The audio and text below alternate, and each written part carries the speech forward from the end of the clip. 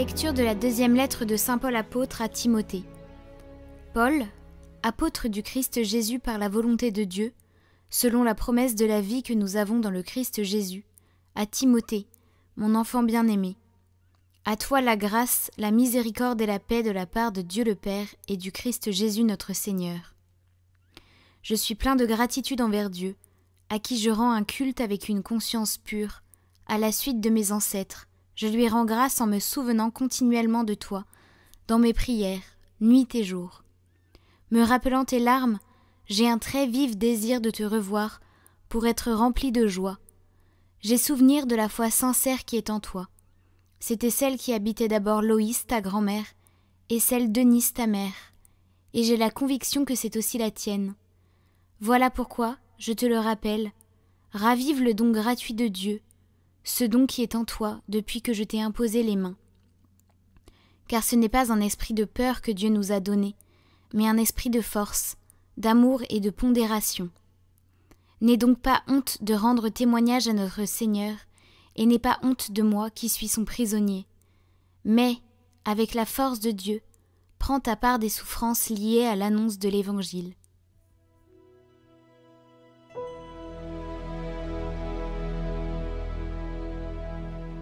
Voici le peuple de ceux qui cherchent ta face, Seigneur. Ô Seigneur, le monde est sa richesse, la terre et tous ses habitants. C'est lui qui l'a fondée sur les mers et la garde inébranlable sur les flots. Qui peut gravir la montagne du Seigneur et se tenir dans un lieu saint?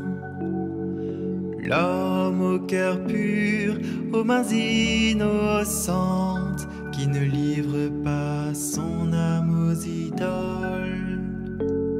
Il obtient du Seigneur la bénédiction et de Dieu, son Sauveur, la justice. Voici le peuple de ceux qui le cherchent.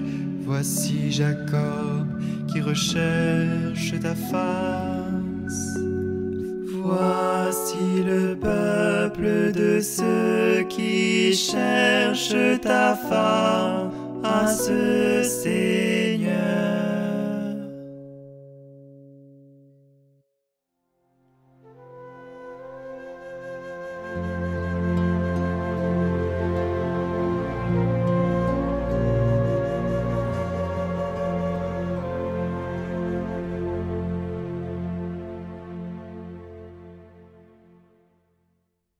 Évangile de Jésus-Christ selon saint Marc. En ce temps-là, Jésus disait à la foule : « Est-ce que la lampe est apportée pour être mise sous le boisseau ou sous le lit ? N'est-ce pas pour être mise sur le lampadaire ? Car rien n'est caché, sinon pour être manifesté. Rien n'a été gardé secret, sinon pour venir à la clarté. Si quelqu'un a des oreilles pour entendre, qu'il entende. » Il leur disait encore : Faites attention à ce que vous entendez. La mesure que vous utilisez sera utilisée aussi pour vous, et il vous sera donné encore plus. Car celui qui a, on lui donnera. Celui qui n'a pas, on lui enlèvera, même ce qu'il a.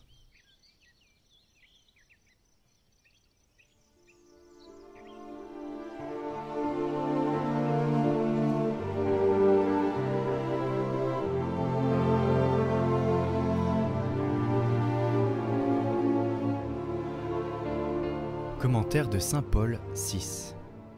Être une lampe sur le lampadaire. Les laïcs, que leur vocation spécifique place au cœur du monde et à la tête des tâches matérielles les plus variées, doivent exercer par là même une forme singulière d'évangélisation. Leur tâche première et immédiate n'est pas l'institution et le développement de la communauté ecclésiale. C'est là le rôle spécifique des pasteurs. Mais c'est la mise en œuvre de toutes les possibilités chrétiennes et évangéliques cachées, mais déjà présente et active dans les choses du monde. Le champ propre de leur activité évangélisatrice, c'est le monde vaste et compliqué de la politique, du social, de l'économie, mais également de la culture, des sciences et des arts, de la vie internationale, des masses médias, ainsi que certaines autres réalités ouvertes à l'évangélisation comme l'amour, la famille, l'éducation des enfants et des adolescents, le travail professionnel, la souffrance.